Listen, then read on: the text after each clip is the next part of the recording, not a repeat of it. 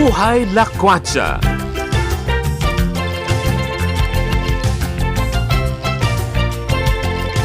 Buhay Lakwatsa goes to Japan.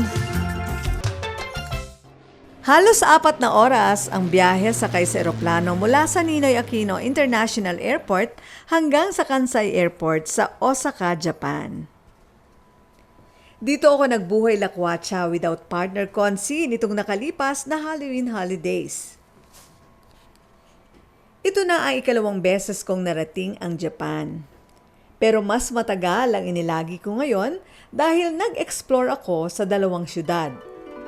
Nauna akong namalagi o naglakwatsa sa Osaka. Ito ang capital at largest city ng Osaka Prefecture at ang ikatlong pinakamalaking syudad ng Japan.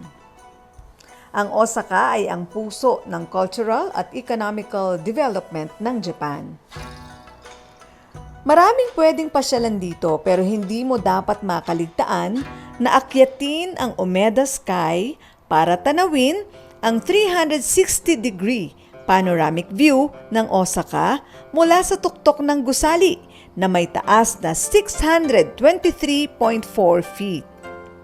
May bayad na halos 800 pesos per person ang pag-akyat sa Umeda Sky.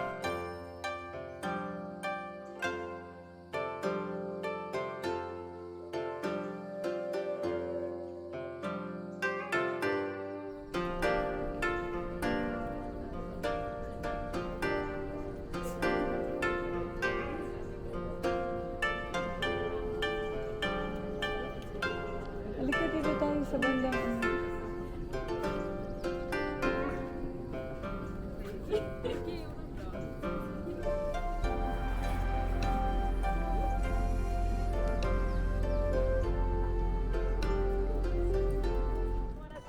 Upang masaksihan ko ang nightlife dito sa Osaka, pinasyalan ko ang famous na lugar na Dotonbori. Hinango ang pangalang ito sa pangalan ni Doton Yasui na inilaan ang kanyang yaman para hukayin ang ilog na ito noong 1612. Dito rin sa Dotonbori makikita ang towering neon signs, clubs, bars, and restaurants na nag-o-offer ng mga local specialties.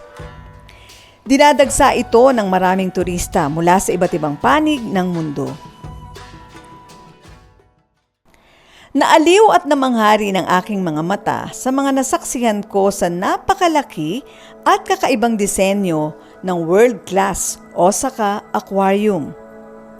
Hindi ordinary tanks ang taglay ng aquarium dahil meron itong Japan Forest na mistulang nagtataglay ng sinag ng araw.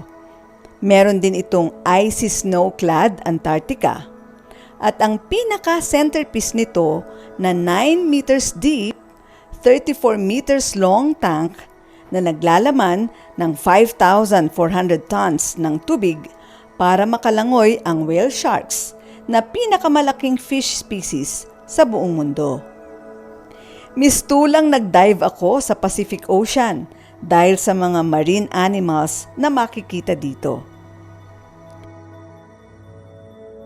Sinimulang itayo ang Osaka Aquarium noong 1988 at binuksan sa publiko noong March 29, 1990. May entrance fee ang pagpasok dito, depende sa edad, araw, or by group or individual ang pagpunta rito.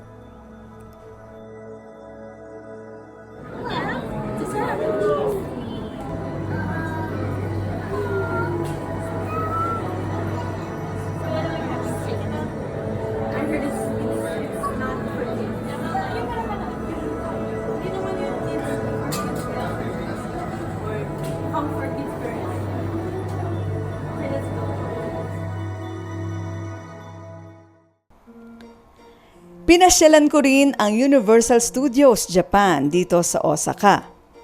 Binuksan ito noong March 31, 2001. Isa sa 6 na Universal Studios theme parks sa buong mundo. At kauna-unahan na itinayo sa labas ng Amerika. May lawak ito ng 54 hectares. Aaliwin ka sa loob ng iba't ibang famous at cute characters na sikat sa buong mundo.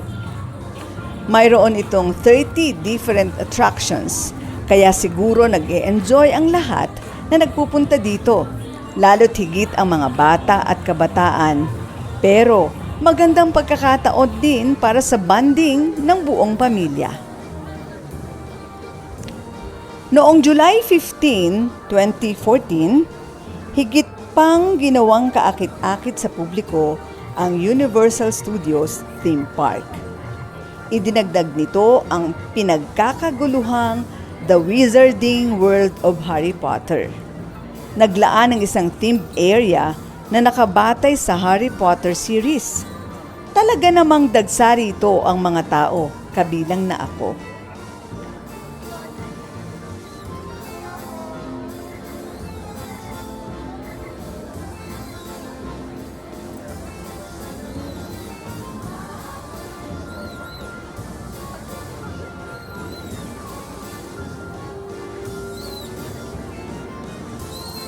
Subalit dahil sa lawak ng theme park, hindi kaya ang isang araw lang kundi dalawa kung gusto mong ma-enjoy lahat ang attractions at rides dito. Mas maganda rin na 30 to 45 minutes bago magbukas ang theme park ay nasa area ka na. May entrance fee na 4,000 pesos per person. Hindi pa kasama ang bawat special attraction sa loob na gusto mong panoorin.